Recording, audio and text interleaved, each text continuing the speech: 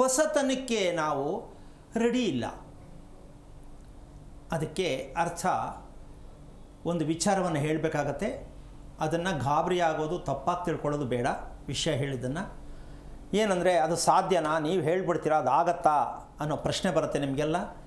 ಅದು ಸಾಧ್ಯನಾ ಅನ್ನೋದಕ್ಕಿಂತ ಸಾಧ್ಯನೇ ಅಂತ ನೀವು ತೀರ್ಮಾನ ಮಾಡಿದ್ರೆ ಜೀವನದಲ್ಲಿ ನಿತ್ಯ ಕಲ್ಯಾಣ ಆಗಬೇಕು.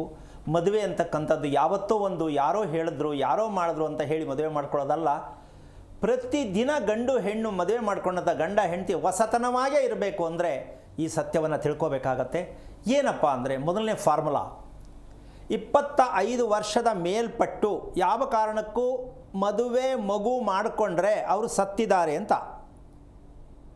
ಯಾವುದೇ ಹೆಣ್ಣು ಸಂತಾನವನ್ನು ಪಡೆಯಲಿಕ್ಕೆ, ಸಂತಾನವನ್ನು ಯಾವುದೇ ರೀತಿಯಲ್ಲಿ ಸರಿಯಾದ ಹೊಸತನದ ಮಗುವನ್ನು ಪಡೆಯಲಿಕ್ಕೆ ಬಯಸುವ ಹೆಣ್ಣು 25ರ ನಂತರ ಮಗು ಮಾಡಿಕೊಂಡ್ರೆ, ಅಂದರೆ ಅದರೊಳಗಡೆ ಅಷ್ಟರೊಳಗಡೆ ಎಲ್ಲ ಮುಗಿದೋಗ್ಬೇಕು, ಮದುವೆ ಮಗು ಎಲ್ಲ ಮುಗಿಬೇಕು, 25 ಕ್ಲೋಸ್ ಆಗಬೇಕು.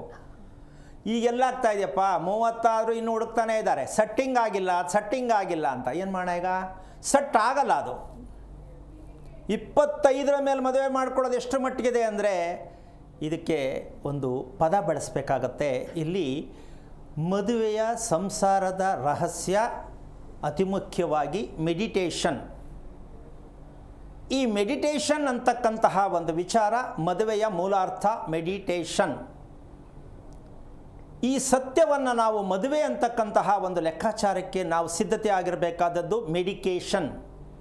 ಈ ಮೆಡಿಟೇಷನ್ ಅರ್ಥ ತಿಳ್ಕೊಬೇಕು ಫಸ್ಟು ನಾವು. ಈ ಮೆಡಿಕೇಷನ್ ಅಂದರೆ ಏನು?